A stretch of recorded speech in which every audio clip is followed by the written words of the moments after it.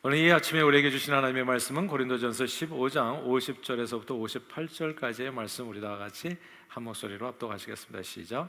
형제들아, 내가 이것을 말하노니 혈과 육은 하나님 나라를 이어받을 수 없고 또한 썩는 것은 썩지 아니하는 것을 유업으로 받지 못하느니라.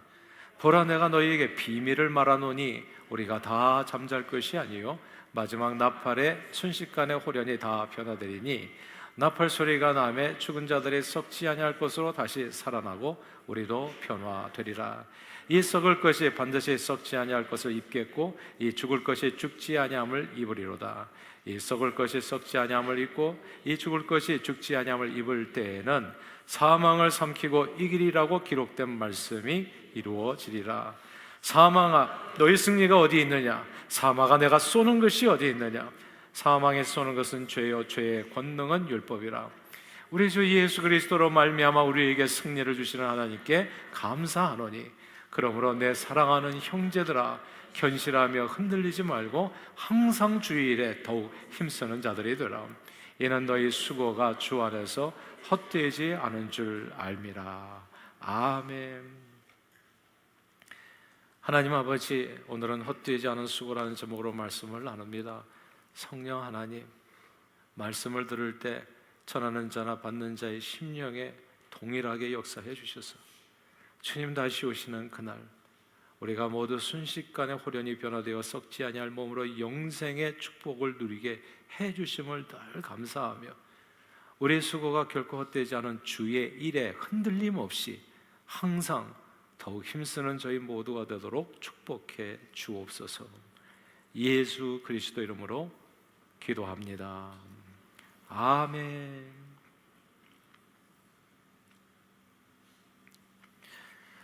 1980년대 초에 전두환 대통령께서 집권하셨을 때 저는 대학을 다녔습니다. 당시 전 대통령의 위세는 어마어마했습니다. 그분의 이제 생김새 자체가 엄청 강인하게 보이셨고요, 목소리도 굉장히 위압적이었습니다. 그분은 자기 앞을 가로막는 모든 사람들을 힘으로 굴복시켰어요. 감히 그분 앞에 서는 사람이 없었습니다. 그런 그분의 모습을 지켜보면서 저는 1987년에 미국에 이민을 왔습니다.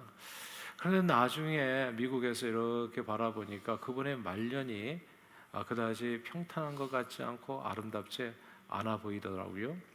광주 민주화 항쟁 진압에 관한 이슈로 내내 이제 또 법정을 오고 가시다가 혈액암으로 건강이 악화되셔서 매우 초라한 모습으로 2021년 11월 23일 향년 91세로 서거하셨습니다. 한때 한국을 대표하는 패션 디자이너로 앙드레 킴 선생님이 계셨습니다. 대한민국 패션 디자인의 선구자로 불리셨는데, 이분이 1999년 올로비 사건에 억울하게 휘말리게 돼서 본의 아니게 대한민국 법정에서 자신의 본명을 알리게 되셨습니다. 김봉남이셨습니다. 그러나 한 시대를 풍미했던 이 패션 디자이너 앙드레 킴 선생님도 대장암으로 지난 2010년 향년 74세의 일기로 소천하셨습니다. 저는 미국에 이민 와서요, 정말 놀라운 사람들을, 한국에서는 TV로도 보기 어려웠던 그런 분들을 보게 됐습니다. 세계 3대 테너 중 한 사람인 루치아노 파바로티를 TV를 통해서 보게 됐고, 그의 노래를 듣게 되었는데, 그가 부른 Una furtiva lagrima, 이 노래 아십니까 혹시? 남몰래 흐르는 눈물.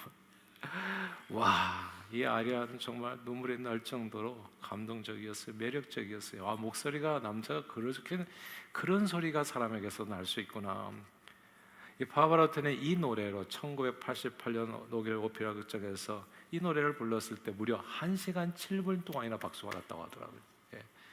그래서 165번 나와가지고 무대 인사를 해가지고 기네스북에 올라있다고 해요. 그런데 그 세계적인 성악가 파바로티도 발병한 췌장암으로 인해서 지난 2007년 9월 향년 71세, 오늘날로 말하자면 비교적 굉장히 좀 젊은 연세이죠, 일기로 숨을 거두었습니다. 제가 어렸을 때 보았던 영화 중에서 클레오파트라라고 하는 영화가 있습니다. 그 영화에서 저는 보라색, 눈동자가 보라색인 사람 본 적이 있습니까? 보라색 눈을 가진 인형같이 아름다운 여인을 보게 됐어요. 미의 화신, The Beauty Incarnate, 그렇게 불렸던 엘리자베스 테일러입니다. 와, 정말 아름다운 여인이 어떤 사람을 얘기하는지를 보여준, 그러니까 미모의 끝판왕이라고 얘기할 수 있는, 야, 저렇게 생긴 사람이 있구나. 대단했어요. 근데 미국에 와가지고 가끔 신문지상에 오르는 엘리자베스 테일러의 모습은 더 이상 그 옛날 영화 속의 그분이 아니시더라고요. 여러 가지 고질병으로 고생하시다가 향년 79세의 일기로 2011년 3월 타계하셨습니다. 엘리자베스 테일러와 같은 해에 사망한 유명 인사가 있죠. 21세기 혁신의 아이콘이라 불린 전 애플사의 CEO 스티브 잡스입니다. 그가 2005년 스탠퍼드 대학 졸업생 축사 연설 중에 한 Stay hungry, stay foolish라는 말은 지금까지도 많은 사람들에게 강력한 충격과 영감을 주는 말입니다. 그러나 그런 IT계를 주도한 인물이었던 스티브 잡스도 췌장암 투병 중에서 2011년 향년 56세, 굉장히 좀 젊은 나이죠. 오늘날로 말하자면 향년 56세의 일기로 사망했습니다. 권력자, 예술가, 영화배우, 기업가, 그리고 그 어떤 인간도 죽음을 이기지 못했습니다. 죽음은 모든 인생의 가장 큰 대적입니다. 죽음 앞에 인간은 너무나 무기력해요. 권력, 재능, 아름다움, 그리고 어떤 개인적인 능력도 죽음 앞에서는 아무 no use in death, 아무 소용이 없습니다. 젊은 시절 한때 사람들은 다른 사람과 비교해서 젊었을 때는 좀 차이가 나는 것 같아요. 그 인생을 살 수 있다고 이렇게 착각에 빠질 수가 있습니다. 젊었을 때는요, 얼굴에 정말 이쁜 사람, 이쁘지 않은 사람 좀 이렇게 구분될 수 있을 것 같더라고요. 정말 눈동자가 보라색이고 그러면 그냥 진짜 메스머라이즈드 되는 거 아니겠습니까? 돈이나 지식이 다른 사람하고 비교해서 정말 많다, 저 사람은 행복하겠다, 그렇지 않다, 이렇게 구분되는 부분이 있어요. 그런데요, 나이가 들어가면서 놀라운 일이 벌어집니다, 여러분. 50이 넘으니까요, 외모가 비슷해져요. 이상하게 이게 높아졌던 것이 낮아집니다. 그리고 이렇게 처지기 시작하고, 그 50이 넘으면 옛날에 왜 아저씨라고 부르는지 알겠어요. 그냥 다 똑같아져. 그러니까 그렇게 얘기하면 안 되나? 하여튼 조인성 씨도 아주 비슷해져. 점점. 예. 젊었을 때 소지 아주 비슷해져. 아저씨, 예. 아저씨, 아줌마. 아줌마. 오늘 우리가 이렇게 앞에서 나오셔 여러분 가시는데 우리 아저씨, 아줌마하고 저를 포함해가지고 얼굴 외모가 구분이 되세요? 우리 다 비슷해. 60이 넘으면 아는 지식이 비슷해져요. 저도 제가 60이 넘어보니까 알겠어. 이게 그 전까지는 이런 얘기가 무슨 얘기인지 몰랐는데 PhD하고 국졸이 똑같아져요. 이게 무슨 얘기냐 하면 기억이 안 나요. 둘 다 기억이 안 나. PhD도 기억이 안 나고 나도 기억이 안 나고 다 기억이 안 나요. 얼굴은 기억나는데 이름이 기억이 안 나요, 그분이. 이야, 놀라운 일이 벌어졌어요. 70이 넘으면 돈이 있으나 없으나 별 상관이 없어져요. 이게 70이 넘으면 어떤 일이 벌어지냐, 60부터 그런 현상이 생기는데 도시락 하나 가지고 둘이 나눠 먹을 수 있게 됩니다. 예. 이게 70이 넘으면 아주 공통적인 현상이에요. 그 센터 가시는 분들 계시나요? 점심 때 그거 하나 가져가면 그걸로 아침, 점심, 저녁이 다 해결돼요. 예. 돈이 필요가 없어요. 글쎄요, 돈이. 그냥 밥 한 끼도 제대로 못 먹는데 무슨 돈이 필요하겠어요? 밥 한 끼도 제대로 못 먹는데 70이 넘으면 똑같아져요. 80이 넘으면 눈을 뜨고 있으나 감고 있으나 별 차이 없어요. 대부분 병원에 누워 계시거든요. 그러니까 눈 다 감고 계세요. 그러니까 뜬 사람이나 아무 사람이나 아주 비슷해져요. 그리고 모든 인생은 빈부귀천 남녀노소 할 것 없이 죽음으로 다 똑같아집니다. 요게 요렇게 됐다가 요렇게 되는 것 같아요. 젊었을 때 한때. 그러므로 구약성경 시편 기자는 죽음 앞에 한없이 무기력한 인생에 대해서 사람은 존귀하나 장구치 못하며 멸망하는 짐승 같도다 탄식했습니다. 죽음 앞에서 만물의 영장의 인간은 짐승보다 하나도 나을 바 없다는 말씀이. 그래서 전도서 기자는 인생이 당하는 일을 가만 보니까 짐승도 당한다. 그들이 당하는 일이 일반이라 다 동일한 호흡이 있어서 짐승이 죽은 것 같이 사람도 죽으니 사람이 짐승보다 뛰어남이 없으면 모든 것이 헛됨이로다. 인생의 허무함을 노래했습니다. 사실 모든 인생이 짐승처럼 죽음을 맞이하게 되는 까닭은 하나님의 말씀에 가면 죄의 싹은 사망이라고, 죄로 인한 결과입니다. 이 죄의 문제가 해결하기 전에는 그냥 죽음의 문제는 해결될 수가 없어요. 죄로 인해서 인간은 누구든 다 죽음에 이르게 됩니다. 그런데 하나님께서는 죄로 인해서 짐승같이 멸망하게 된 인생들을 불쌍히 여기셨습니다. 그리고 죄로 인해서 죽을 수밖에 없는 이 인생들을 위해서 우리 아들 예수 그리스도, 하나밖에 없는 독생자 예수 그리스도를 이 땅에 보내주시 십자가에 죽게 하심으로 그 보혈의 공로로 모든 죄를 다 씻어주셨습니다. 죄의 싹은 사망인데 죄의 문제가 예수 보혈의 피로 깨끗이 해결돼서 누구든지 예수만 믿으면 그들의 삶에 역사하던 사망이 힘을 잃어버리게 된 것입니다. 그러므로 성경은 죄의 싹은 사망이요 하나님의 은사는 그리스도 예수 우리 주 안에 있는 영생이라 말씀했습니다. 예수 믿는 자들에게는 죄 사함의 은혜와 더불어서 영생의 축복이 선물로 주어집니다. 그런데 우리는 이 문제가 영생의 축복이 어떻게 임하는지를 잘 모르는 거예요. 영원히 산다고 그러는데 여기 감이 잘 안 생기냐 하면 어떻게 임하는지를 본 사람이 없어요. 왜냐하면 예수 믿었다고 이게 영원히 사는 게 아니거든요. 예수를 믿었는데 그 믿었던 사람도 또 장례식이 있단 말이죠. 예수를 믿거나 그렇지 않으면 믿지 않는 사람이건 간에 모두 육신의 죽음을 맞이하게 됩니다. 그래서 고린도 교회 교인들 얘기인데요, 이게 사도 바울을 통해서 복음을 들었어요. 예수 믿으면 영원히 산다고, 죽은 자도 살아나고 살아있는 사람은 영원히 산다고 분명히 얘기를 들었는데 영원한 생명을 얻는다고 했는데 성도들이 가만 보니까 믿지 않은 사람과 그리고 믿는 사람과 똑같이 가만 보니까 다 죽는 것을 보게 된 거예요. 그러니까 영생이 뭐지? 의심하게 된 거죠.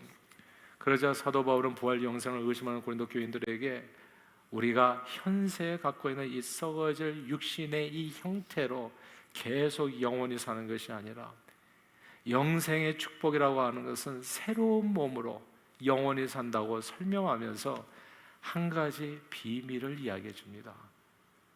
이 비밀이 중요해요. 오늘 본문 51절, 52절 말씀입니다. 51절과 52절 한번 읽어볼까요? 시작. 보라, 내가 너희에게 비밀을 말하노니 우리가 다 잠잘 것이 아니요 마지막 나팔에 순식간에 호련히 다 변화되리니 나팔 소리가 남에 죽은 자들이 썩지 아니할 것으로 다시 살아나고 우리도 변화되리라. 아멘. 여기에서 미스터리, 비밀은 마지막 나팔 소리에 순식간에 호련히 다 변한다. 트랜스폼 돼가지고 죽은 자들이 다시 살아나고 그리고 우리도 변화된다. 이 구절을 주목해야 됩니다. 창세로부터 감추어진 놀라운 비밀이에요. 아무도 알지 못했던 이 비밀, 선지자들에게도 감춰졌던 비밀입니다. 그리고 예수 모르는 사람은 더더욱 알 수 없는 그런 비밀이에요. 그 비밀은 부활 영생이었습니다. 그리고 그 부활 영생은 예수님 다시 이 세상에 오실 때 나팔 소리 울리면서 순식간에 온 세상이 다 변화된다는 겁니다. 그때 먼저 예수 안에서 죽은 성도들이 썩지 않을 몸을 입고 다시 살아나게 됩니다. 그리고 살아있는 성도들은 영원히 썩지 않고 죽지 않는 신비한 부활체로 변화되어집니다. 이게 비밀이에요. 그리고 이것이 우리가 정말 예수 믿는 이유입니다.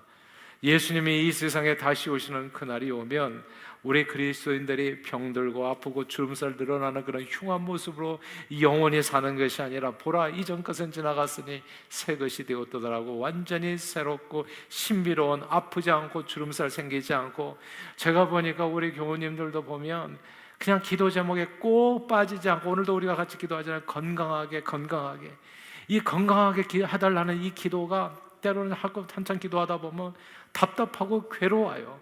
그런 기도를 할 필요가 없는 순간이 온다는 거죠. 전혀 일도 필요가 없는 썩지 않은 샤방샤방 빛나는 영원한 몸으로 우리가 다 변화된다는 겁니다. 그러므로 우리 그리스도인들이 주님 다시 오시는 그날을 기다리는 거죠. 요한계시록 22장 21절 마라나타 아멘 주 예수여 어서 오시옵소서. 그게 그렇게 뼈저리게 와닿아요. 마라나타 아멘 주 예수여 오시옵소서. 그날이 속히 오기를 고대하면서 살게 되는 겁니다. 자, 그러면 이런 거예요. 사도 바울이 얘기하잖아요. 반드시 그날이 온다. 그날에는 우리가 이 몸으로 사는 것이 아니라 변화된 몸으로 산다. 그럼 지금부터 그때까지 우리 그리스도는 도대체 어떻게 살아야 될까요? 이 질문이잖아요. 뭐 하면서 살아야 되는가? 오늘 본문에서 사도 바울은 크게 세 가지를 얘기합니다. 주님 다시 오시는 그날까지 우리가 뭐 하면서 살아야 되는데, 첫 번째가 감사입니다. 오늘 본문의 57절 말씀인데요. 57절 한번 읽어볼까요? 57절 시작. 우리 주 예수 그리스도로 말미암아 우리에게 승리를 주시는 하나님께 감사하노니. 감사, 우리에게 승리를 주시는 하나님께 감사.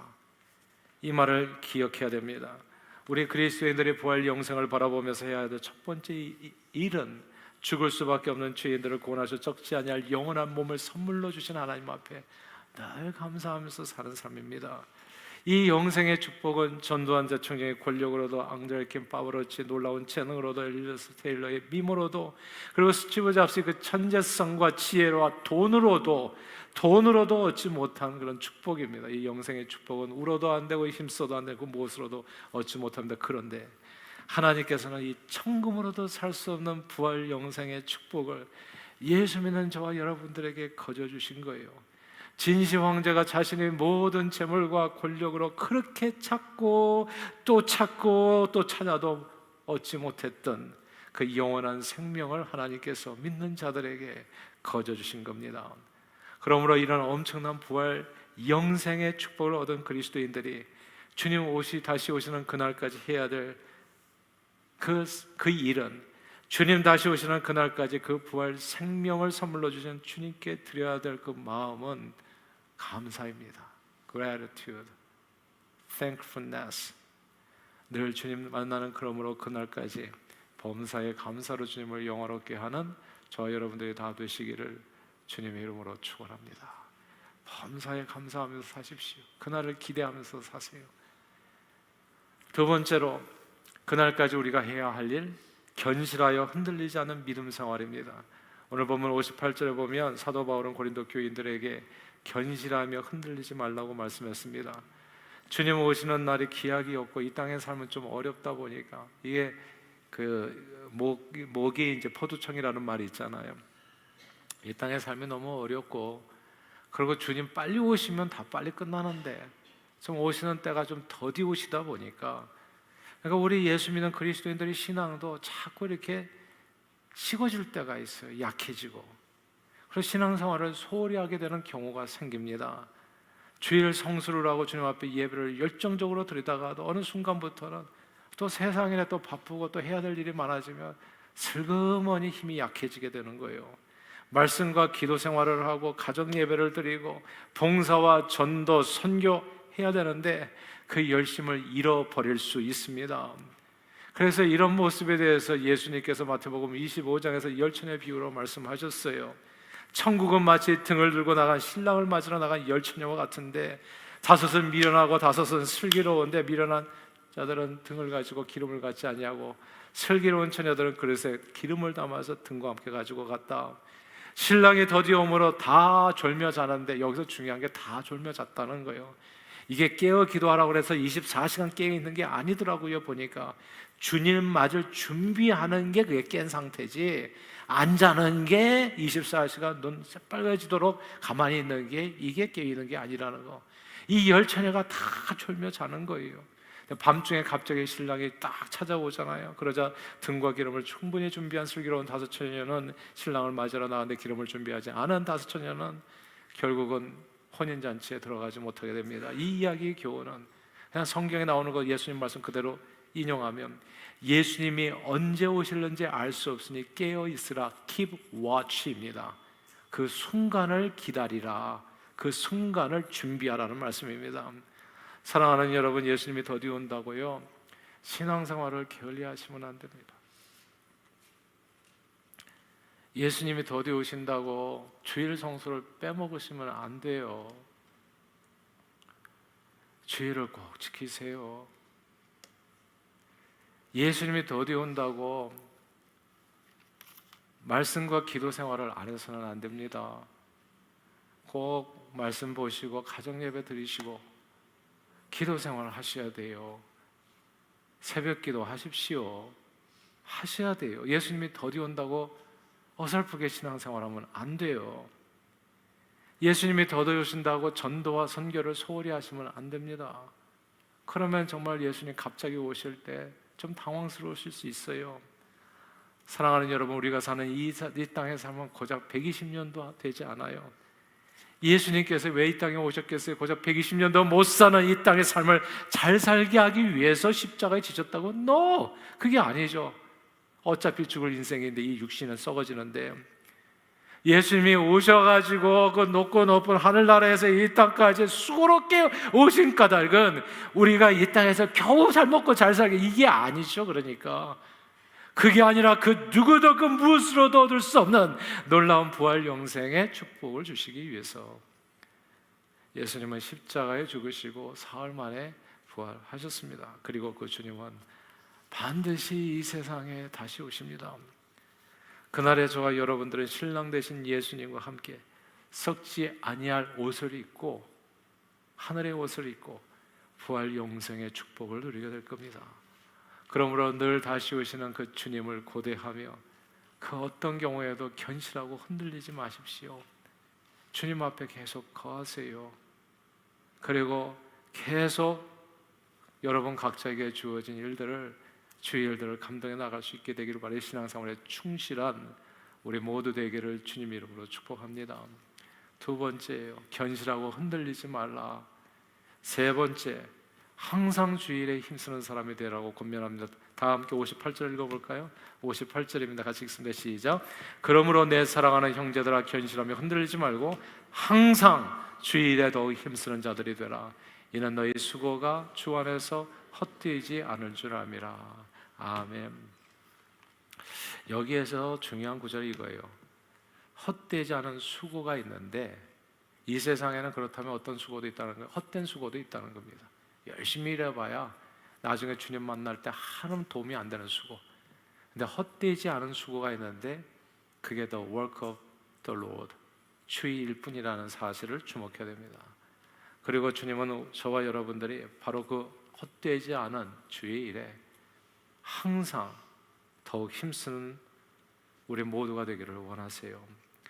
사실 세상 일은 헛된 수고가 참 많습니다. 열심히 회사에서 일해서 돈 벌어 집 짓고 아이 최고로 잘 교육해서 또 좋은 대학도 보내고, 그리고 이런 모든 일은 사실 필요한 일이에요. 이 땅에서 사는 동안에. 그러나 아무리 그런 모든 일들이 필요하다고 하더라도 그 영생을 얻는 일은 아닙니다. 아시죠? 그냥 먹고 사는 일이에요. 이 육신 잘 먹고 잘 사는 일. 그게 필요 없다는 얘기가 아니라 사람이 떡으로만은 아니잖아요. 영생을 얻는 것 아니고 그 일 아무리 잘했다고 해도 하나님께 상급받는 일도 아니에요.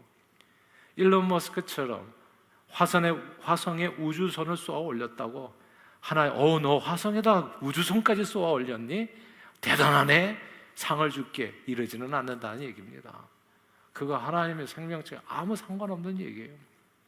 이 땅에서 어떨지 모르지만, 사람들이 볼 때 어떨지 모르지만, 전두환 대통령, 안드레 킴, 엘리자베스 테일러, 루치아노 파바로티, 스티브 잡스 모두 열심히 땀 흘려서 수고해서 큰 업적을 이루고 한 시대를 풍미했던 대단한 인물들이었지만 그 모든 수고는 하나님 앞에서 아무런 상관없는 모두 헛된 수고일 뿐입니다. 그러나 언젠가 다시 오시는 주님을 만날 때 주님 앞에서 헛되지 않은 수고가 있어요. 그것은 오직 주의 일뿐입니다. 주님은 우리가 바로 그 일을 하면서 살기를 원하시는 거예요. 세상에 수없이 많은 일들이 있지만 그냥 하나님께서 하나도 알아주지 않은 일에 그냥 기운 다 빼고 산다면 얼마나 안타깝겠냔 말이에요. 주님은 우리가 바로 그 헛되지 않은 주일에 항상 더욱 힘쓰는 자들이 되기를 원하십니다. 헛되지 않은 주일이 뭐겠습니까? 성경은 얘기하잖아요. 주의 이름으로 소자에게 냉수 한 그릇 떠주는 것도 상관을 잃지 않는다고요. 컴패션 사역이 될 수도 있을지 모르겠어요. 어린이 선교도 될 수 있을지 모르겠습니다. 헛되지 않은 주일은 청지기의 사명을 깨달아 내게 주어진 모든 시간과 물질과 재능과 소유 다 내 것이 아니라 주의 것이라는 것을 이해하고 그렇게 사용해서 주의 이름으로 하나님께서 기뻐하시는 구제, 봉사, 손님 대접하는 것, 그것이 주일이 될 수 있을 거예요. 우리 교회 선교관 있잖아요. 그리고 선교사님도 여러 오시고 할 때 그때 그분들을 대접하는 일도 될 수도 있고, 그리고 또 주일에 이런저런 봉사, 우리 부엌 봉사도 있지 않습니까? 이번에 또 보니까 외부 손님들도 많이 오는데 그런 일에 함께하는 일도 될 수 있을 거예요. 그리고 교회에서 성경 공부하는 일은 어떻습니까? 또 가르치는 일에 또 섬기는 일은, 또 셀모에 모이기에 힘쓰라고 하는 거 주의 일이잖아요. 서로를 위해서 기도해 주는 거, 이번에 우리 은채를 위해서 기도해 주셔서 감사해요. 그런 게 주의 일이죠. 꼭 내 일만은 아니잖아요.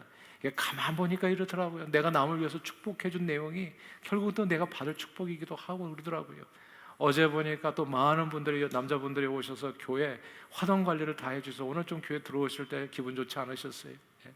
여러분들이 와서 수고해 주셨어요. 또 어제 보니까 누가 또 여기다 프로듀스를 한참 가져다 놔가지고, 그래서 홍당무랑 뭐라 지금 다 있는지 모르겠습니다만 말이에요. 이쪽을 한번 가보세요. 가실 때 양파랑 한참. 그래서 하여튼 누군지 모르지만 섬기는데 최선을 다하는 분들이 있는 거예요. 주의 일들입니다. 그리고 헛되지 않은 주의 일은 자녀들을 신앙 안에 바로 세우는 일입니다. 여러분, 좋은 대학 보내는 거, 그리고 자녀들이 행복하게 살 수 있도록 돕는 거, 여러 가지 프로그램 하는 거 다 중요할 거예요. 그러나 꼭 기억하세요. 가정 예배 드리는 게 더 중요합니다. 그게 주일이에요. 자녀들을 신앙 안에서 세우는 거, 그래서 아이들이 예수 잊지 않게 하는 거, 영생의 축복을 얻게 하는 거, 그보다 더 중요한 게 뭐가 있겠냐고요. 우리는 그런데 세상 일에 바빠가지고 주일을 잊어버릴 때가 많아요. 이게 거꾸로 갈 때가 많다고요. 또한 주님께서 주신 대위임 명령에 따라서 아직 주님을 모르는 수많은 백성들에게 나아가 예수를, 복음을 전하며 많은 잃어버린 영혼들 주님 앞에 인도하는 거, 이게 주님께서 헛되지 않은 수고입니다. 그 기억하신다고요. 이런 내용을 꼭 기억하세요. 오늘이 두 번째 주잖아요. 오늘 두 번째 주가 네 번째 주에 항상 우리 교회 새생명 훈련을 해서 노방전도를 나가지 않아요? 노방전도를 나가는 사람들이 있다는 얘기만 들었지 나는 한 번도 안 가본 적이 오셨다면 한번 우리 주영진 장로에게 한번 얘기하셔서 1년 12달 캘린더 두고서 혹시 내가 1년에 한 번쯤은 할 수 있지 않겠나? 그게 주의 일입니다. 헛되지 않은 수고라는 거예요. 나머지는 몰라요. 하나님이 뭘 했는지. 열심히 살았구나 네가. 근데 하나님하고는 아무 상관없는 일에 우리는 시간 보낸지도 몰라요. 우크라이나, 과테말라, 아마존, 그리고 이번에 캄보디아, 앞으로 계속 이어지는데 그리스, 영국, 국내외 선교가 많이 이렇게 계속해서 있습니다. 인생은 프라이어리티예요. 무엇에 마음을 두고 사십니까? 하나님의 부르심에 헛되지 않은 일에, 너의 수고가 헛되지 않은 줄 알아 더욱 주일에 항상 힘쓰는 자들이 되라. 그 주님이 나를 기다리는 자들이 해야 될 일을 오늘 본문은 설명해 주는 겁니다. 그러므로 저는 저와 여러분들이 그 수고가 결코 헛되지 않은 주일에 항상 힘쓰는 주의 백성들이 다 되시기를 주의 이름으로 축원합니다. 하나님은 죄로 인해서 죽을 수밖에 없는 인생들을 이처럼 사랑하셔서 독생자 예수 그리스도를 이 땅에 보내주셔 그의 보혈로 우리 모든 죄를 다 씻어주시고 죽을 수밖에 없는 인생들이 예수를 믿을 때 감히 언감생심 꿈에도 꿀 수 없는, 이 세상 그 누구도 울어도 힘써도 가질 수 없는 그 영생의 축복을 선물로 거저 얻게 해주셨습니다. 그 영생의 축복은 주님 다시 오시는 날 우리가 오늘 본문 말씀 그대로 순식간에 홀연히 변화되어서 썩지 아니할 몸을 입고 주님과 함께 천국에서 영원히 사는 겁니다. 이 축복을 받은 성도들이 이 땅에 사는 날 동안 해야 될 일, 첫째가 감사요, 둘째가 흔들림 없는 신앙생활이요, 그리고 셋째가 그 수고가 결코 헛되지 않은 주일에 항상 힘쓰는 자들이 되는 것입니다. 그러므로 영생의 축복을 믿는 자들에게 거저 주신 이 하나님의 은혜에 감사하는 마음으로 견실하여 흔들림 없이 그 수고가 결코 헛되지 않은 주일에 항상 힘써 주님 다시 오시는 그날, 마라나타, 아멘, 주 예수여 어서 오시옵소서 다시 오시는 그날 한 사람도 빠짐없이 부활 영생의 축복의 감격을 누리시는 저와 여러분들이 다 되시기를 주 이름으로 축원합니다. 기도하겠습니다. 하나님 아버지, 죄로 인해서 죽을 수밖에 없는 우리 인생들을 불쌍히 여겨 예수 보혈로 모든 죄를 다시 씻어 믿는 자들에게 부활 영생의 축복을 주심을 감사합니다. 늘 다시 오시는 주님을 기다리며 주님의 은혜에 감사하는 마음으로 견실하여 흔들림 없이 우리 수고가 결코 되지 않은 주일에 항상 더욱 힘쓰는 저희 모두가 되도록 성령 충만으로 우리 삶 인도해 주옵소서. 예수 그리스도 이름으로 기도합니다. 아멘.